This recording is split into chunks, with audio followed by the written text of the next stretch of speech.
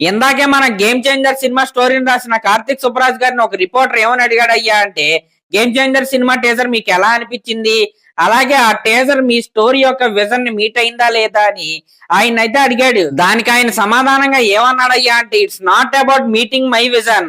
నాకైతే చాలా ఆనందంగా ఉంది. శంకర్ గారి విజన్ లో నా స్టోరీ ఎలా ఉండబోతుంది అనే దాని గురించే నేనైతే వెయిట్ చేస్తున్నానని ఆయన అయితే చెప్పాడు. ఇంకా డైరెక్టర్ శంకర్ గారు ఈ స్టోరీని ఏ విధంగా తీర్చిదిద్దాడు అనే దాని గురించి అయితే బాగా ఎక్సైటెడ్ గా ఉన్నానని, అలాగే నాకు చాలా గర్వంగా కూడా ఉంది. శంకర్ గారు అలాగే రామ్ చరణ్ గారి కాంబినేషన్ లో వస్తున్న సినిమాలో ఒక పార్ట్ అయినందుకు. అలాగే ఈ గేమ్ చేంజర్ సినిమా టీజర్ ఆయనకి బాగా నచ్చిందని, అలాగే చాలా ఎక్సైటెడ్ గా కూడా అనిపించిందని ఆయన అయితే చెప్పాడు. అలాగే చిన్నప్పటి నుంచి శంకర్ గారి సినిమాలు చూస్తూ అయితే పెరిగాం. అలాంటిది ఇప్పుడు ఆయన సినిమాలో స్టోరీ రైటర్ గా తన పేరు ఉన్నందుకు ఆయన అయితే చాలా హ్యాపీగా అయితే ఫీల్ అవుతున్నానని ఆయన అయితే చెప్పాడు. నిజంగా ఇదైతే ప్రతి ఆస్పైరింగ్ ఫిల్మ్ మేకర్ కి గర్వించదగిన విషయం అని నేనైతే చెప్తాను. ఎందుకయ్యా అంటే, మనం ఎవరి సినిమాలు అయితే చూసి పెరిగామో, ఎవరినైతే ఇన్స్పైరింగ్ గా చూసి పెరిగామో వాళ్ళతో కలిసి పని చేయటం అనేది నిజంగా అదొక డ్రీమ్ లాంటిది అనమాట.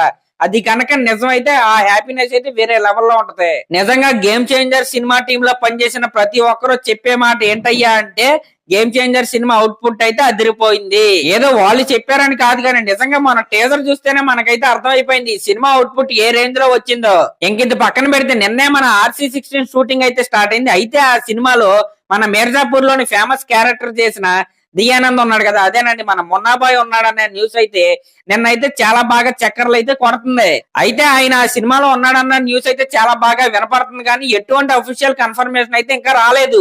కానీ RC16 అనేది ఒక రా అండ్ రస్టిక్ మట్టి సినిమా కాబట్టి ఇలాంటి వాళ్ళైతే ఇంకా ఈ సినిమాలో చాలా మంది అయితే రాబోతున్నారు. రాబోయే రోజుల్లో అయితే మనకి చాలా క్యారెక్టర్స్ పై క్లారిటీ అయితే రాబోతుంది. ఇంకా లాస్ట్ లో నా ఛానల్ కనుక మీరు ఫస్ట్ టైం చూస్తున్నట్టయితే సబ్స్క్రైబ్ చేసుకొని అలాగే ఒక కామెంట్ అయితే చేయండి. Thank you.